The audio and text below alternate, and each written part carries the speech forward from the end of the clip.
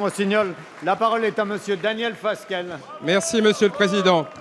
Ma question s'adresse au Premier ministre. Lors de son élection en 2012, François Hollande avait promis de se consacrer au redressement productif du pays. L'industrie allait être une priorité du quinquennat. Qu'en est-il 5 ans après? Force est de constater que le bilan est également sur ce plan particulièrement désastreux. Pourtant, tous les indicateurs étaient au vert. Prix du pétrole bas, taux d'intérêt proche de zéro, euro relativement faible. Mais alors que l'industrie représente 30% du PIB en Allemagne, 24% en Italie, en France, cette part est tombée à 19%. Et nous avons perdu 170 000 emplois industriels entre 2012 et 2016, sans compter les emplois de service qui y sont attachés. La raison de ce fiasco? La multiplication des normes et règles nouvelles, comme le compte pénibilité et le matraquage fiscal des entreprises et des consommateurs. Mais je veux également dénoncer avec force l'abandon répété de fleurons industriels avec une responsabilité partagée entre François Hollande et son fils spirituel Emmanuel Macron et ses amis.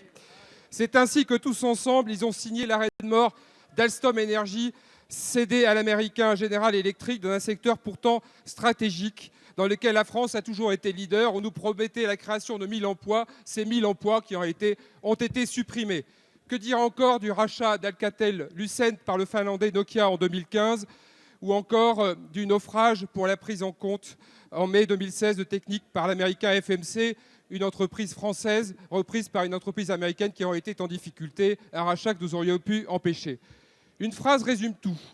Elle a été prononcée par Emmanuel Macron quand je l'interpellais dans cet hémicycle sur la nécessité pour le gouvernement français de sauver MyFairlink, ex-SeaFrance, dernière compagnie française transmanche de transport de passagers. On ne peut rien faire. Alors ma question est simple. Monsieur le Premier ministre, avez-vous conscience de votre responsabilité dans cet abandon de plusieurs des plus beaux fleurons de notre industrie française depuis 5 ans? Merci. La parole est à monsieur Christian Ecker, secrétaire d'État chargé du budget et des comptes publics. Merci, Monsieur le Président, Mesdames, Messieurs les députés. S'il vous plaît. Monsieur le député Daniel Fasquelle, en matière de perte d'emplois industriels, la majorité précédente peut parler avec parole d'expert, puisque c'est 700 000 emplois industriels qui ont été perdus durant la précédente législature. À l'heure où s'achève celle-ci, monsieur le député, je voudrais quand même vous indiquer un certain nombre d'éléments. Au cours de l'année 2016, ce sont 191 700 emplois qui ont été créés dans le secteur marchand. Cherchez donc entre 2007 et 2012 pareille statistique. Vous parlez de secteur abandonné, monsieur le député.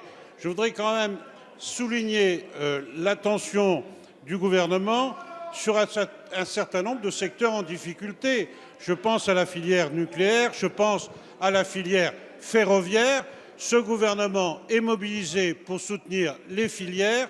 Il l'a prouvé notamment sur le dossier Alstom. Il le prouvera sur d'autres dossiers, je pense notamment à la filière nucléaire.